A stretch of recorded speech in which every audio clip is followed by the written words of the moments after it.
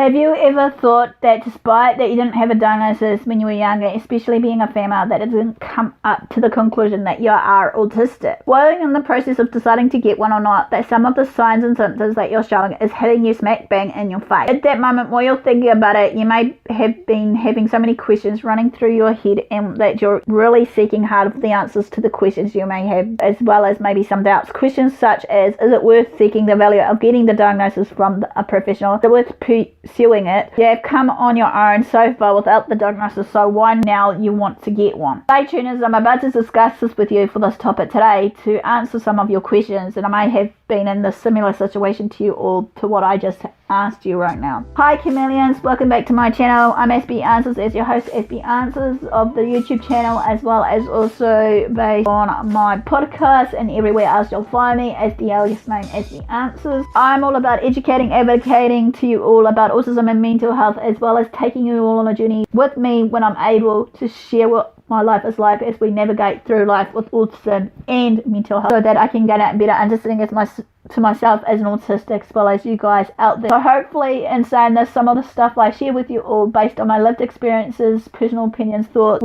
afterthoughts, as well as some tips and advice will be of value to you. So welcome to the newbies also. Hopefully you'll gain a better understanding about me as an autistic adult or what have you. But before I begin this, also for the newbies, if you haven't gone from the very beginning while you've landed and just listen to this one especially, I suggest that maybe you should revert right back to the very beginning of episode 1, where everything is in there, hopefully to introduce myself properly so that you can gain a better understanding about me. And hopefully in saying this, while I'm sharing these today of the episode 3, self-diagnosis to self-diagnosis, that you're enjoying some of these, and let me know how I'm getting on. And if you've got any more questions or whatever, just feel free to actually private message me or somehow leave it in the description box, and I'll try and get back to you as soon as possible. So let's begin this. This one's all about, as it reads, is it worth getting an autistic adult diagnosis? So let's begin this, shall we? Some people today are looking for answers to their signs, symptoms, characteristic traits and behaviours that maybe have been shown for some quite time. Some of these may be unquestionable to why they're acting a certain way, then again it will tell us what is going on with, we'll explore it to why and what it is that's going on with us. The question that they are on there is maybe on their mind, is it worth continuing what they are doing by pursuing of getting the diagnosis or not? Is it worth getting the official diagnosis of any kind of autism or otherwise other conditions that may have overlaps with autism? Yes, you heard right, some conditions somehow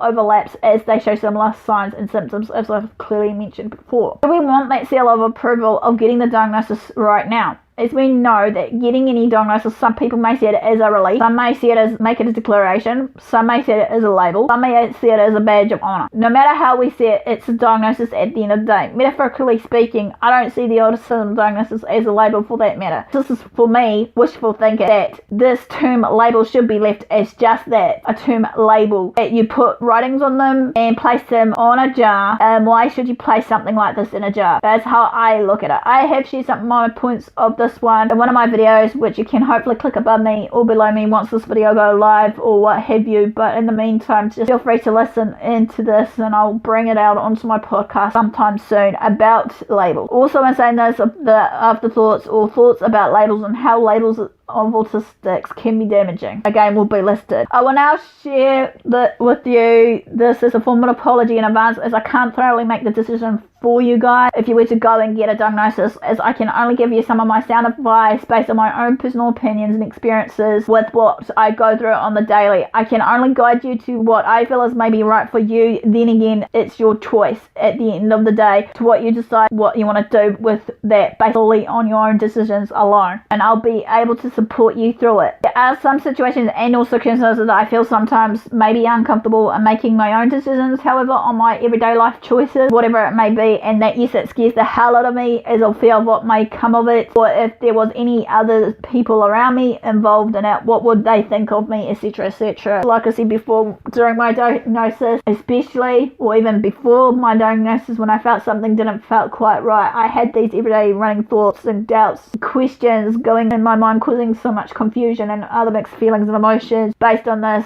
and that came into the territory with the next thing of social anxiety I felt in myself. I always thought also another question that was going through me, would they think of me less than I am today? Yes, I do have some niggling or more honestly anxious thoughts. This is just who I am. That comes with also my mental health as well as saying that's not just my mental health or mental conditions that I've been diagnosed with or self-diagnosed with, but also in saying this based on my learning disabilities that comes into the territory. I'm just hoping for today, however, while you're watching or listening to me, whether it's going to come live first, is that I can come up with some possible solutions to what you're looking for and or hoping for from me. Again, this will be based on my personal experiences and of my loved ones, but as I said, take it or leave it and agree to disagree if it's needed to be for what I am about to share with you, or as you want to come to a conclusion of getting that diagnosis for yourself. I would like to hear your experiences, etc. down below also, so that can open up for discussion of this topic, and if you do so, personally share this down below, your personal journey of how you got your diagnosis from start to finish. For the ones that may be reading the comments and want to participate, be considerate of others, because obviously the ones that are maybe willing to open up for the floorboard of discussion today are braving it out, and I just don't want them to feel judged or what have you by others around them and stuff. I want this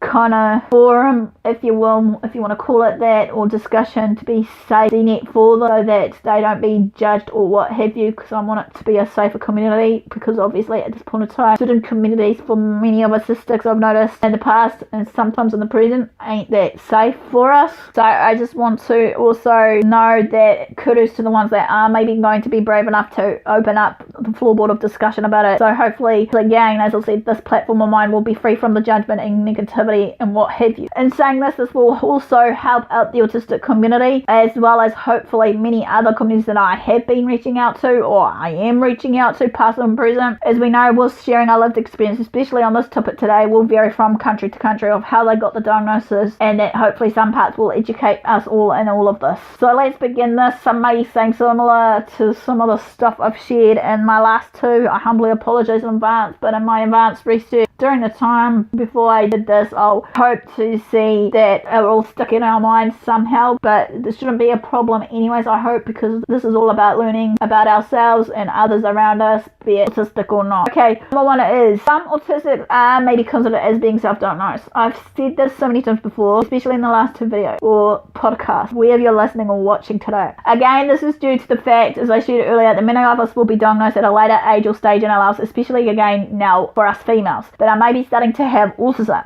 Self-diagnosis is wholeheartedly true and valid here, however. We shouldn't be discriminating anyone who does self-diagnosis, which I'm hoping to share about, like stereotyping / stigmatization about the self-diagnosis later to date in this series, so bear with me on my thoughts on that, why it should be stopped or whatever. We shouldn't be discriminating anyone who does self-diagnose themselves, so again, this will be an afterthought in the icon in the description box below me.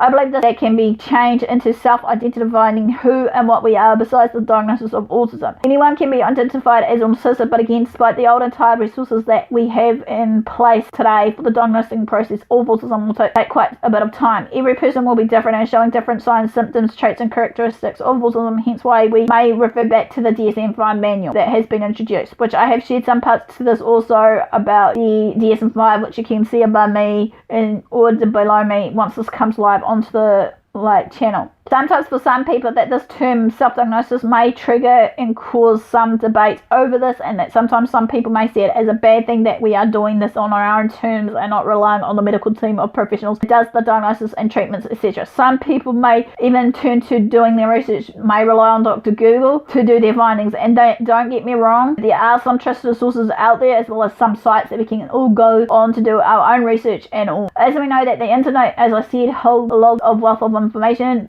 basically, and if it is to be used in the correct way, along with the correct way of thinking from us, that it will work out for us and not against us. Some people do, however, struggle when it comes to doing some research once in a while, yet you will know that you're autistic, as many of us will delve straight into the in-depth research, seeking for the answers to the questions and much more importantly to the diagnosis if it is autism or not. Many autistics are really great with in-depth research along with attention to detail of any kind of matter. Like I said before, that with some of our traits we can go in depth to the cows come home of certain things and what have you. Hence why they make a good employee that requires that skill set. I see it as a skill and an ability, not like a downfall for us, of what have you. Yes, it may become an obsession. Again, this can be a healthy obsession for us if we have the right outlet for us to do so of that obsession or interest. Like anything, there'll be the negative and positive outcome of the pros and cons of the situation about, what I'm sharing today. While I have shared my diagnosis story of how it came about, that I had an aha moment, epiphany, if you will, similar to my parents, that while they were at the time focusing on trying to get me the best quality of life for the diagnosis and more that came with it,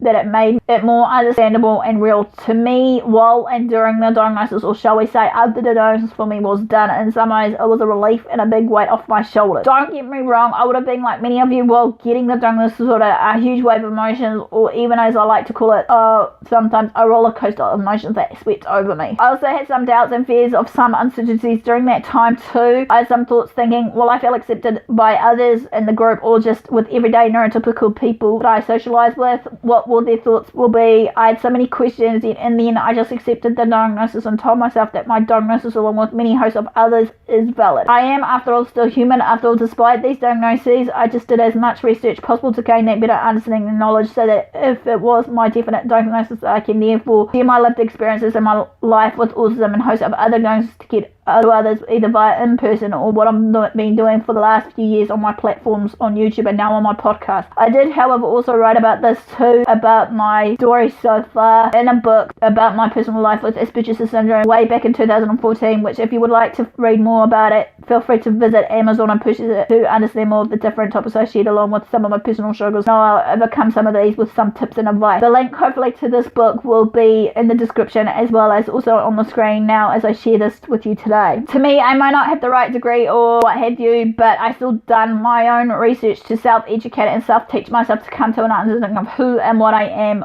more beyond the diagnosis and more. Whilst doing my research on my own, I try to apply as much as what I can do to my everyday situations and circumstances in the best way that I thought would be well suited for me and no one else for that matter. After all, we are our own selves to find what we are looking for, and whatever it may be. In terms of this, I was accepting of myself and the diagnosis. I did share the 3 steps in accepting your diagnosis, which will be again in the description for you all once this comes live on the channel. For those who may be or cannot or won't get the diagnosis for yourself, or whatever your personal reasons are, don't forever be ashamed, guilty, or what have you, or know from me that you're not any less of a person or less valid. You're far from it, as it's important to know what you want in your life and what you want to know about yourself, especially about self-accepting on yourself. Now that sometimes for many of us that it may be scary to take that first step of faith into the knowing from the unknown. Believe you me, I was like this too, so I don't understand where you are coming from. This is all purely up to you to know and feel what and how you think, feel, act, etc. Is this again your choice and your given right? No one else can tell you otherwise, or no one else can take away your validity and what have you. Only yourself know and what you are as a person inside and out, as you are all special in your own way and style. I have gathered in the last video of the pros and cons list, as I am all about lists, as you know, as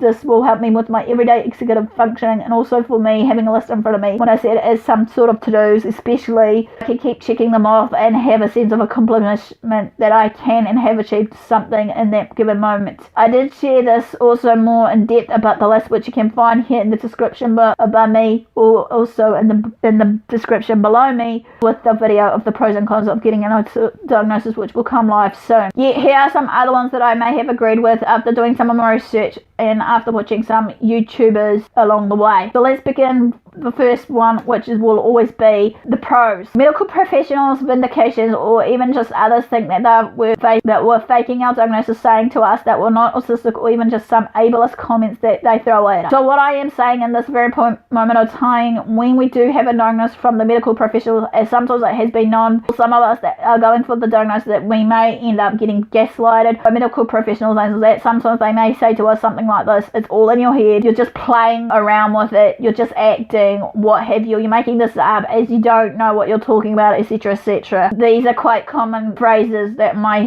have come about when we get gaslighted. The symptoms that you have aren't bad enough. When you have been told this in almost all of your life, that you're too complicated to understand, you're too sensitive, you're too shy, you're too socially awkward, you're hard to make a conversation, you're this, that and the other. Believe you me, I have all this thrown at me. This is the time that you can use the right tools and power words to your medical professional and saying something like, no, I am not too sensitive, even if you are in that matter thinking I am, I'm not weird, etc. I am autistic. When you do share with the medical team or professional, if they don't take you seriously, then it should allow you to take yourself seriously and become more accepting of yourself and self-aware of who and what you are, while being taken more seriously by the medical professionals. That you should also be taken seriously in some of the situations where you most likely become more vulnerable depending on where you are and what circumstances you're facing off at that given moment of time, is the very first one. Some of the medical professionals, as well as some of the parts of the diagnosis stages as we go through it on a day-to-day basis, are getting better with knowledge, but not all. Yet sometimes it's best to allow the real autistics speak for themselves. There are still some parts that needs to be learnt by others on how autism really is for people who affects us, what autism really is, etc, etc. So therefore it best comes from us autistics especially. Once you have a diagnosis, some may look at it as a label. Yet again, for me, I see it as a badge of honor, self-declaration, that this will help turn us to describe ourselves at our very own perspective. I feel that this term label is used wrong. In my opinion, after watching Sandy Sam, humbly apologise to her basically, because as again, I don't believe in that term should be used as labels. It should be just a diagnosis in itself. Autism is a diagnosis where this should be able to help explain others, or to others, or even help to explain ourselves without having to go into too much of a deep conversation or monologue about our everyday life and our every personal struggle that we go through. This diagnosis does then help us in ways of communicating to others somehow that what we have is real and that we do have autism. Hopefully with this diagnosis that people will then take us more seriously, being more understanding to what our needs are and to know what needs to be met to live a fulfilling life, and becoming more understanding to what our needs are to be taken seriously as a whole. The last one I've written here is stamp of approval from the Autistic Committee, and then being accepting that I am now a self-diagnosed autistic, as this is a really hard one. Why I have shared this about being a self-acclaimed self-diagnosed autistic, which again you can find in one of my videos or even in my podcast series too. Many of them may become skeptical, biased, and not so accepting of me as a whole, or anyone for that matter that has now been identified as self-diagnosed autistic. I felt that in many of the autistic groups on Facebook that I didn't felt that I was supposed to be in there, or wasn't even feeling that welcomed or feeling accepted by them. With a diagnosis of any kind, not just autism for that matter, this should take you on the path of self-discovery, self-awareness, self-acceptance, and so much more. I have learned in the last few years after my diagnosis that I am who I am and what I am, not just based on the terms of my diagnosis, but after all, I am still human and may have different perspectives, ideas, different understanding, knowledge, and so much more. I can't make everyone like me, for that matter. This is their choice alone, as well as my choice alone, but I had to come to love me for me before I allow others to love me or get to know me as a person as a whole. I can share more about accepting my autism, etc., but there is a video about it somewhere about accepting your autism as an informational guide series, which will hopefully be linked below me in this video or what have you. Now we have come to the cons. As always, we know that we'll always have to have some balances of the pros and cons when weighing up our solutions or what have you, no matter what we face, especially when it comes to getting undiagnosed. So let's come to the cons that I've come up with, which again will be similar to basically what I've shared earlier. Cost and wait time. This is a real huge one, as this will again depend on your location and area or at the time of doing this, as it will also vary from person to person. Sometimes during the time of getting our diagnosis that there are bound to be more other services or assistance that may need required at that time, and again that is putting more cost to our wallet. For me, during my diagnosis, or even to this day of my autism diagnosis, I wasn't shared with many assistance that I could have got when I was transitioning out of college, especially in uni. At the time, I was a little bit too late for getting services that I needed. I felt like I was either left behind or just falling between the cracks. Part of the reason why I'm now labelled myself as a self-diagnostic autistic is due to me being on a low income, and that I had to go through a lot of hoops to jump through to get to the services and assistance that I required in my time. I am still trying to get this sorted out for me at the moment myself, of certain services or what have you. Just recently I found out a few services where I am in New Zealand. Yet again, some services and resources etc. are really limited here in New Zealand. There's a lot of work to be done to get back to speed and up to date with everything, so it's up to us autistics to do something about it to make that change possible. Another one is, for a con, we shouldn't have to be gatekeepers, but to allow others around us to feel comfortable and being accepting of themselves, as well as coming to the realization point that they're not alone, as there are many others like them. This is also to be known as is not to be feeling judged, stereotyped and stigmatized based on this diagnosis alone, because obviously there is still a bit of stereotyping and stigmatization in autism community groups of not as well as ableists and what have you. Another con is mixed feelings and emotions of our diagnosis, especially from people who are ill-informed and that they think that this isn't a female diagnosis, when a matter of fact that there are females out there that are autistic or being diagnosed as one of or many of them before. Again, basically, I have shared this earlier on my podcast. You can thank, as I said, the guy based on that theory that it is a male diagnosis, not a female. But now, since we're coming into light, there is more females that are being diagnosed as autistics later in life for many years now. Sometimes for many of us, before getting a diagnosis, that sometimes we may try and act normal around others, as well as wearing the mask that can be detrimental to our mental health, as I said. And that alone, I shared a little bit about it in one of my videos, which you can find hopefully in the description below. And I'll hope again to do thorough research following on to that in one of my podcasting series and YouTube series. So stay tuned again for those. Assessments can be really difficult to process, and it can be real and raw when it comes to us finding out what we got, is it will open up too many things about us, of our lives, of what it is, why we are acting in the way we did, why we are thinking the way we did, etc, etc. With that being said, that however, sometimes this may bring up some painful and traumatic events and memories, unresolved situations and issues in general. Sometimes it may open up some old can of wound that has been allowing us by chance and the time to heal properly, that then will lead to some of the suffering from maybe PTSD. Yes, autism and PTSD overlaps with the signs and symptoms. Many autistics are prone to having PTSD sometime in their life, and maybe the general population in general. It forces us to sometimes reevaluate everything, especially based on our everyday decisions that may have been led us to fear, uncertainty, worry and more. As again I said, I could go on about this topic, but again, there's two different ones that I've shared already for you guys to listen and watch once it comes to light. But I shall end this here, and just to share that my hope for this is that it hasn't caused too much confusion or misunderstanding to get a diagnosis or not. Again, there's no right or wrong answer here for getting on or not, one or not. This is just purely your own decision to make the choice or not to get it. It'll be great to get a yes or no answer or some form of definite answer to reach to a conclusion that, let's be real here, that we don't live in that idealistic world, and that we know that everyone will have different reasons and or factors kind of based on the everyday situations and circumstances we face. I have found some peace and comfort in myself after the diagnosis with the host of many other diagnoses I've got here today. I am now self-aware, expressing myself and what have you, of just being able to accept myself for who and what I am as an autistic and more. So while we are drawing up to a closure, by me will be more videos based on the related topics of autism or what have you, as I shared, which hopefully you can click somewhere in the description or icon by me as well. And hopefully in saying that you've enjoyed the video, don't forget to share and like along with any other things for my videos or what have you, or also maybe do the same on my podcast. Until I see you again or speak to you again, do what you love and love what you do. Aspie signing out, and I'll speak soon again.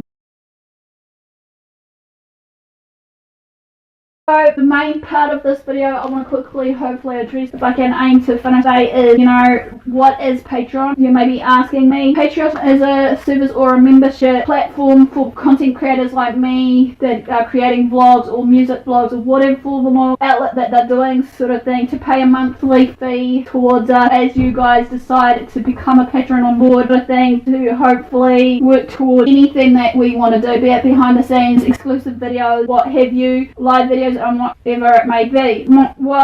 My sort of reason for you want to support me is just based on what I shared with you, is to educate and navigate through life with autism and mental health, along with also mentoring, supporting you and the like, as I said earlier. Also, I've been saying this with the Patreon, you get certain tiers based on a certain amount that we decide to put in, and within those tiers I will have certain things that will hopefully correlate, so to speak. So when you pledge to me, this will cover, obviously, for what it will cover either the cost of my rent or backup supplies of my future endeavours of what I'm doing right now, that I'm going to share more of in the next video, which is my website creation versus my designs and some equipment I might need if I do create it as a business from home instead of via through spreadsheet. If you've seen those, that some of those might be in my home business. I haven't decided yet, but again, this will be expressed in my next video. Another cost that will cover, basically, it will be my recording equipment via through doing vlogs or even more on my podcast, as well as in saying this, maybe in the future for that equipment, it could be maybe me a new PC that I'm dying to need, as well as a new cell phone and whatever, as well as I'm saying that cover the cost of travel if I need to do some through my training in educational purposes of becoming an advocate, support person, or what have you in future to upskill my training if need be, because I've noticed that obviously in some places we need to actually,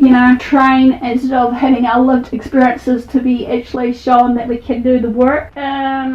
Also from saying this, it will cover the cost of my merch creations versus also buy through the merch if I, have a certain amount that I decided that some of the percentage will go towards either one, to schools locally around New Zealand where I am, and the other two to maybe put forward to education specialists or what have you to gain a better understanding about autism, especially where I wanted to do it, and also in saying this, maybe to create an educational program or some sort of program and create resources that is valuable to people to know about autism and so on and so forth. And also in saying this, maybe just cover the cost for certain medical specialists. That's where hopefully all the funding will go. As you know, there is always has been a continuation of change, hence why on YouTube it is harder these days to monetize, obviously due to their monetization process versus their analytics and everything else behind the scenes. So many of us content creators at this point in time are trying to find solutions to raise our own funds and do what we love to do the continuation work of what we do, regardless if it's music, where what I'm doing right now as well. So in other words, also to end this, feel free to check my blogs and everywhere else to support me anyway, big or small. If you want to become a patron today, that is really good. If not, I'm not going to be disheartened. It's up to you at the end of the day if you really want to support my projects and causes that I'm doing. Also in saying this, basically, as we know that this is important to me, obviously to raise awareness and understanding about autism and mental health, especially again with the spectrum of autism, because obviously many of us statistics just feel that we need to be accepted, because we feel like many of us will get rejected by our peers by the misunderstandings, misgivings about autism. So hence why I'm trying to stand out like a sore thumb somewhere as an advocate, a voice for you all, regardless of what it may be. So that also I'm saying this, basically, I'm hoping with the content that I'm creating with you all, with the amount you pledge every month, that will go towards that and many other projects in the works later on, and make better content for you all, regardless of it all, as well as in saying this, to gain a better confidence level for myself, or in myself, and what I want to strive and achieve for, which is what I keep saying about, raising awareness and understanding. By supporting my cause and my channel and either the future projects or what have you, regardless where you'll find me, I believe wholeheartedly we will work together to break the stigma and stereotyping of autism and mental health, as well as just removing or reminding you guys that autism isn't a disability but a different ability, as well as continuing to educate you all while navigating through life with autism and mental health. Create a better life as well for myself and others around me by supporting all. So just a quick shout out of the very first patron that has been my lifetime member is my Moise. I'm hoping I'm pronouncing the name right. Correct me if I'm wrong.